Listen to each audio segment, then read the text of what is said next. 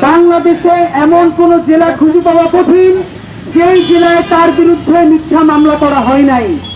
আপনারা জানেন, ফ্যাসিবাদ বিরোধী সংগ্রামের সিপাহসালার মাহমুদুর রহমান একক ব্যক্তি হিসেবে তিনি সর্বপ্রথম বাংলাদেশের মানুষকে শির দ্বারা সোজা করে জীবনের ঝুঁকি নিয়ে বলতে শিখিয়েছেন, শাহবাগে ফ্যাসিবাদের পদধ্বনি। আপনারা জানেন, তার আগ পর্যন্ত আমরা বাংলাদেশের মানুষের উপরে যে বিচারিক প্রহসন চলছিল, ক্যাঙ্গারু কোর্টের মাধ্যমে বাংলাদেশের মানুষকে যেভাবে তাদের জীবনকে নিয়ে যাওয়া হচ্ছিল, আমরা কেউ বলার সাহস পাচ্ছিলাম না। জীবনের ঝুঁকি নিয়ে প্রতিষ্ঠান তার সমস্ত ক্ষতির সম্মুখীন হয়ে মাহমুদুর রহমান যখন বললেন শাহবাগে ফ্যাসিবাদের পদধ্বনি, এরপর যে অবর্ণনীয় নির্যাতন এক ব্যক্তি মাহমুদুর রহমান, তার পরিবার, তার প্রতিষ্ঠানের উপরে নেমে এসেছে, সেই গল্প আপনারা কম বেশি সকলেই জানেন।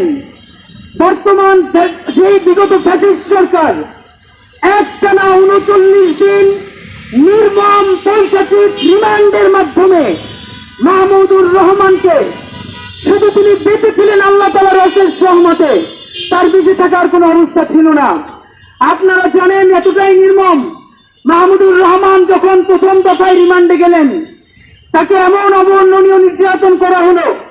প্রথম রিমান্ডের দফা শেষে যখন তাকে আবার বিচারকের মুখোমুখি করা হলো, সেই বিচারক ছিলেন একজন নারী। তার সামনে মাহমুদুর রহমান বলছিলেন, আপনি একজন নারী, আপনার সামনে আমার এই কথা বলা অত্যন্ত লজ্জাজনক।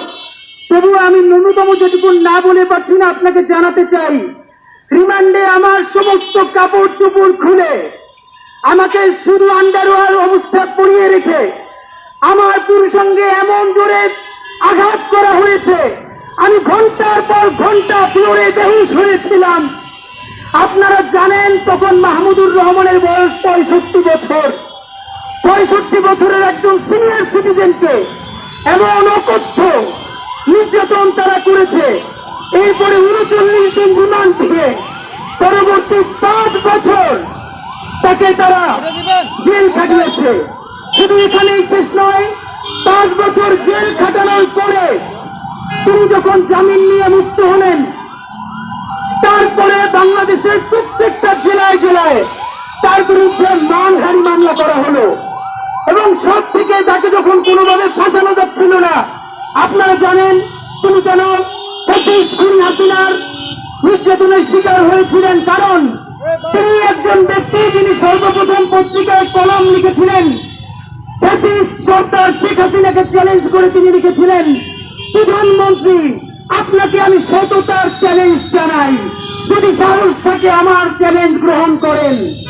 এরপর থেকে আপনারা জানেন, ফ্যাসিস্ট সরকার শেখ হাসিনা তার বিরুদ্ধে কিভাবে ব্যক্তিগতভাবে লেগেছে।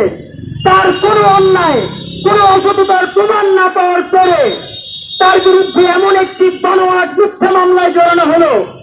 আপনারা জানেন, সজীব ওয়াজেদ জয়